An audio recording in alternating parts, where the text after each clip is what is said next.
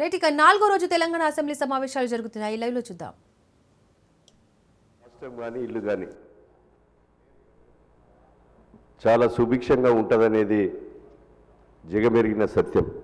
ఈ రాష్ట్ర ప్రభుత్వం గౌరవ ముఖ్యమంత్రి గారు రేవంత్ రెడ్డి గారి నాయకత్వంలో, మా సీతక్క గారి నేతృత్వంలో 3 సార్లు మహిళలకు జీరో వడ్డీ లేని రుణాలు ఇచ్చి మహిళా క్యాంటీన్లు ఏర్పాటు చేసి, మా నియోజకవర్గంలో కూడా సోలార్ ఉత్పత్తిని 1 మెగావాట్ కూడా అతి త్వరలో ప్రారంభించబోతున్నాం.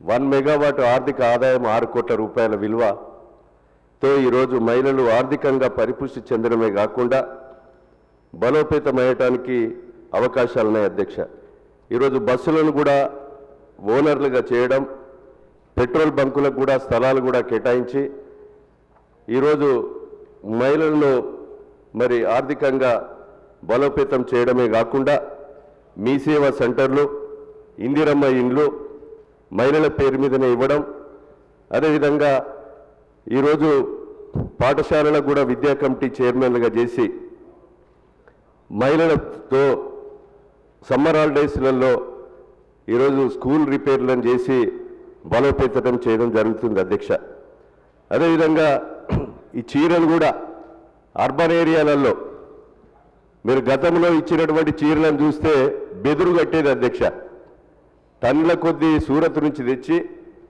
వరినార్ల చుట్టూ, మొక్కజొన్న చేనుల చుట్టూ చీరలు కట్టేది.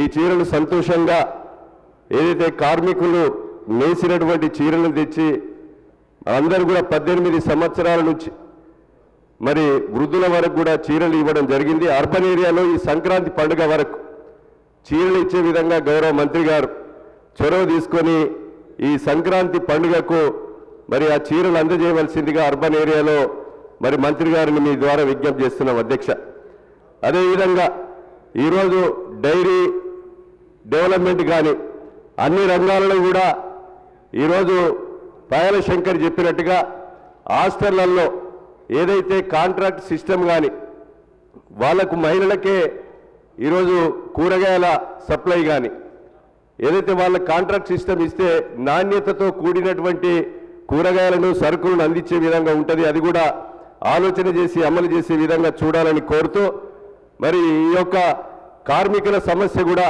తమరి దృష్టికి తెస్తున్నాం. అధ్యక్ష, ఈరోజు కార్మికులు కరోనా సమయంలో ఏదైతే ఇంట్లో నుంచి బయటికి రాకుండా ఉన్న సమయంలో మా నియోజకవర్గంలో భూపాలపల్లిలో 66 మంది కార్మికులను డిస్మిస్ చేశారు.